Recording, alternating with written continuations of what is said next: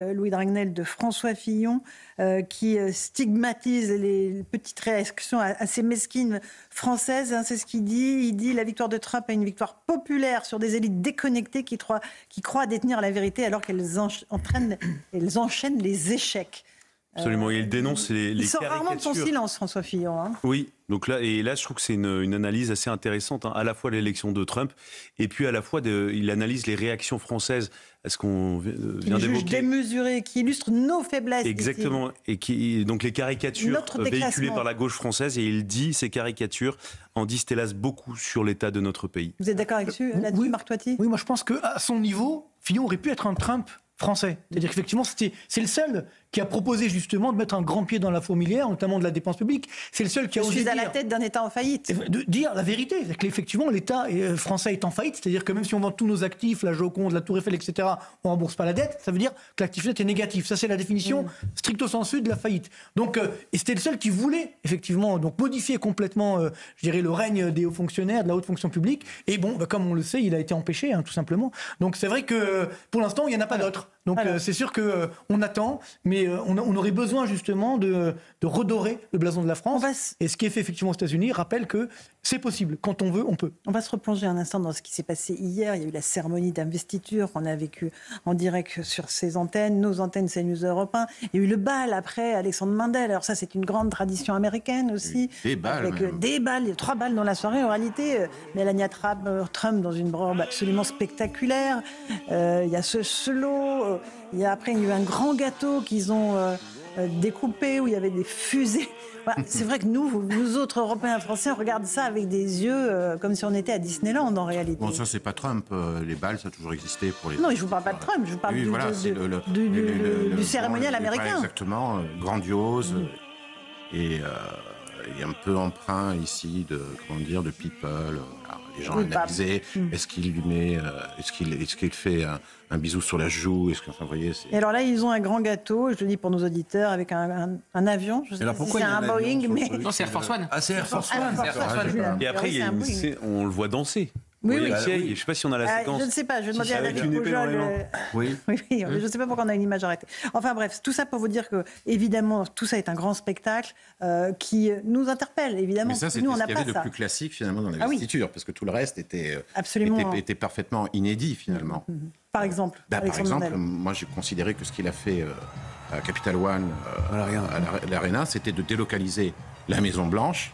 En général, vous signez vos premiers décrets, etc., auprès de ses supporters. Bien sûr. Ce qui était génial d'un point de vue marketing, c'est-à-dire il est allé directement Je commente l'image pour nos auditeurs. Là, on le voit sabre à la main, en train de danser sur Voyez. Oui, là, c'est intéressant. Qu'est-ce que c'est ça, en fait? Oui, c'est intéressant aussi sur le... C'est un gâteau, ça? Alors oui, et c'est intéressant sur le choix du Air Force One, parce que vous voyez que c'est pas les mêmes couleurs qu'habituellement. D'accord. Parce qu'il a demandé à ce qu'il soit repeint. Il détestait la couleur bleu clair qui a été choisie par... c'était la couleur bleu clair. À l'époque, c'était un Boeing 707. Elle a été choisie par Jackie Kennedy. Et la pauvre, d'ailleurs, est montée dans le 707 en compagnie avec le corps exactement de son mari. Et lui, il trouvait que c'était un truc trop féminin. Donc il veut le peindre, non mais c'est vrai, il veut le peindre comme ça. Vous voyez, un bleu plus américain, plus drapeau américain. Et voilà. Donc ça, c'est le nouveau tel que ça devrait être. Et c'est pas un 6, ça doit être un 747-800, faudrait voir. Ou alors c'est un 787. Les Américains sont les rois du cinéma, mais en France, l'intronisation d'un président, ça a énormément de pompe aussi. Là, les Américains parlent aux Américains, ils parlent au monde entier. Mais en France, on ne peut pas dire que ça soit modestie et pompon. Hein. Quand un président est intronisé, il va à la pyramide. Ça dépend de la pompe aussi. François Mitterrand, ça a été incroyable. 200 millions de dollars. François Mitterrand, chacun se rappelle de Non mais rien que l'investissement. Emmanuel Macron, chacun se rappelle de la pyramide. Parce qu'on a la chance d'avoir des très beaux lieux. Mais attendez, juste le coût des 4 jours de festivités, c'est l'équivalent de 10 fois le budget d'une élection présidentielle. Non, mais alors que Donald Trump soit le roi du show, c'est vrai que Canal+ devrait le signer tout de suite pour le futur. Je pense qu'il ferait un succès d'enfer pour les séries françaises. Mais non, c'est le roi du show. Il arrive à doser, à savoir exactement quelles chansons mettre, etc. La question, réellement, ça sera faire son bilan. C'est-à-dire, encore une fois, là, on est en train de s'enthousiasmer pour quelqu'un. On est le jour d'après, là. Le jour d'après, mais pour l'instant, il n'y a rien qui est vraiment faisable. En revanche, ce que ça dit beaucoup de nous, c'est effectivement, on est atterré devant la nullité de nos politiques, la faiblesse. Et l'avenir viendra peut-être pas de l'antisystème, parce qu'on compare Milei et Giorgia Meloni, qui est probablement effectivement l'espoir européen aujourd'hui. Une vraie, ce qu'elle fait, elle fait magistralement de la politique, elle administre très bien. D'ailleurs, elle a un agenda européen, et puis elle parle à l'oreille d'Ursula von der Leyen, donc elle a un vrai pouvoir de prendre le lead au niveau européen, et ce qui serait un bien d'ailleurs pour la France, pour l'Allemagne, qui va continuer à se noyer politiquement. Mais ce que je veux dire, c'est que Giorgia Meloni, justement, elle n'est pas anti-système. C'est une vraie politique qui a fait carrière. Depuis 13 ans, elle fait de la politique. Donc il ne faut pas non plus confondre la nullité de la plupart de la classe politique aujourd'hui en Europe avec le fait qu'il soit ou non du sérail. C'est autre chose. La faiblesse, elle ne s'explique pas par là. Alors, on va juste parler de la question de l'immigration, parce qu'un des premiers décrets qu'a pris Trump, c'est tous les clandestins seront refoulés. Il a promis une fermeté absolue là-dessus. On va rejoindre Ramzy Malouki, notre correspondant à Los Angeles. Bonsoir Ramzy, vous étiez hier sur la frontière avec le Mexique. Ça a déjà commencé, la frontière commence à être fermée en ce moment même, Ramzy. Qu'est-ce qui se passe concrètement sur le terrain ? Sur le terrain, eh bien, la frontière n'est pas à proprement dit fermée. Il se trouve simplement que les migrants qui se trouvent de l'autre côté de la frontière, côté Mexique, et qui sont des demandeurs d'asile, eh bien, ces gens-là, en fait, vous savez, c'est le fameux Remain in Mexico, rester au Mexique. Eh bien, ils ne peuvent plus avoir rendez-vous avec l'administration américaine. C'est fini, c'est terminé. Le gouvernement mexicain, d'ailleurs, a pris des mesures. Il y a eu, il y a quelques jours déjà, bien avant l'investiture de Donald Trump, les militaires qui ont encerclé un camp de migrants sur la frontière et qui ont essayé de prendre ces migrants et de les ramener vers la frontière sud, cette fois-ci la frontière sud du Mexique, c'est-à-dire à côté du Guatemala, ce qui voudrait dire que la présidente du Mexique est en train de changer de ton et de quelque part chercher à collaborer avec l'administration Trump.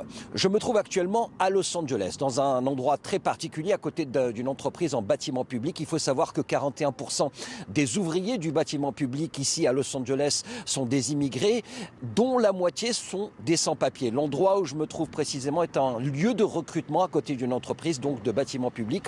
Les sans-papiers arrivent à 5h du matin pour essayer d'être engagés sur les chantiers, pour travailler à la journée et être payés au noir. Ils font profil bas depuis l'investiture de Donald Trump. On voit beaucoup moins de monde, même si depuis l'endroit où je me trouve, il y a des illégaux à qui j'ai parlé d'ailleurs et qui se sont retournés. Ils donnent le dos à nos micros et à notre caméra. Ils disent qu'ils ne sont pas trop inquiets car ils savent que la Californie, en particulier la ville de Los Angeles, ont adopté une politique de ce qu'on appelle politique sanctuaire, c'est-à-dire qu'ils sont là pour protéger les immigrés. D'ailleurs, la police locale n'a pas le droit d'assister la police de l'immigration, les fameux ICE, les services de police de l'immigration.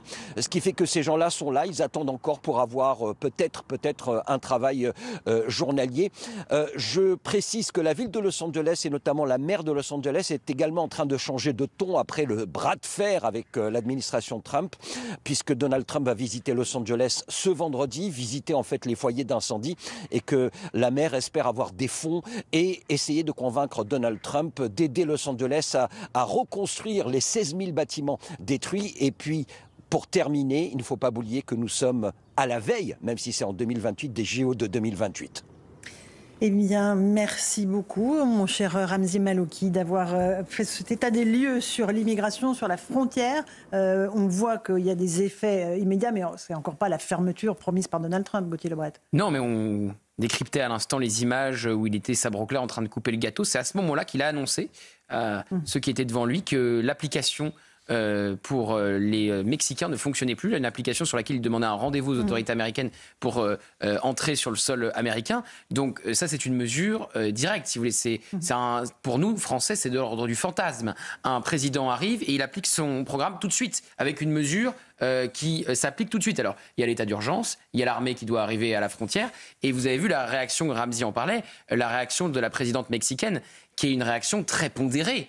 J'allais même dire molle. Il faut garder notre sang-froid. Voilà, on va traiter avec Donald Trump. Donald Trump, il lui promet quand même l'état d'urgence, l'armée, et de rebaptiser le golfe du Mexique le golfe d'Amérique. Donc, c'est pas un petit programme. Les droits de douane qui montent. Et évidemment, les droits de douane qui doivent s'appliquer dès le 1er février. Sur ces programmes contre l'immigration. Oui, ce qui est intéressant, c'est qu'il y a eu quand même quelque chose, on dit qu'il n'y a pas d'effet parce que là, on ne peut pas trop faire de... Mais il y a un effet immédiat. On le voit d'ailleurs c'est qu'ils ont fermé enfin l'application qui permettait, depuis le Mexique, d'avoir, ça c'est création de Biden, une application de faire sa demande d'asile et ensuite de passer la frontière. Avec le papier. Avec le Enfin, papier. avec le téléphone. Et moi, j'ai vécu ça pour le JDD à Bronzeville. C'est-à-dire, il n'y avait que des Haïtiens qui passaient la frontière. Ils prenaient un papier et ils reprenaient l'avion ensuite vers des villes sanctuaires. Prenaient un avion et c'était incroyable. Moi, j'étais dans l'avion et il y avait quasiment 80% uniquement d'immigrants qui partaient se faire oublier. D'accord. On ne croit qu'il n'y a que des Mexicains qui traversent la frontière, mais il y a plein d'étrangers des quatre coins du monde qui atterrissent au Mexique et puis qui ensuite vont à la frontière pour passer côté américain. D'un point de vue économique, c'est intéressant parce que là, il faut savoir qu'aux États-Unis, il y a le plein emploi. Ce qui n'est pas le cas chez nous, il y a 4,1% de taux de chômage. Donc Trump n'a pas dit qu'il allait arrêter l'immigration, mais ça sera de l'immigration choisie. Ce qu'on devrait faire, que ce que devraient beaucoup de pays d'ailleurs pour éviter justement que ça ne soit pas bien géré. Donc ce qui veut dire que s'il y a des secteurs notamment en tension comme dans le bâtiment, qui va pas trop mal aux États-Unis, c'est-à-dire qu'ils pourront accepter certains immigrés, parce qu'il n'y aura pas forcément assez d'Américains pour travailler, mais à ce moment-là ça sera choisi et ça sera régulé. Donc c'est ça la grande différence. On ne peut pas présenter Trump comme quelqu'un qui... D'ailleurs n'oubliez pas que les Hispaniques ont voté pour Trump. C'est en plus, alors, il y a quand même des Américains qui cherchent de l'emploi. En plus, en Californie, c'est quand même particulier parce que ça, c'est un effet pervers de leur SMIC à plus de $20. C'est-à-dire que les entreprises ne peuvent pas se... Alors c'est très bien, les démocrates votent le SMIC local à $20 de l'heure, et leurs entreprises, du coup, embauchent des gens qui étaient à l'ancien SMIC. Donc absolument c'est l'effet pervers aussi. Oui, voilà. 18h30, l'heure du rappel des titres de l'actualité sur CNews et Europe 1 avec Maureen Vidal.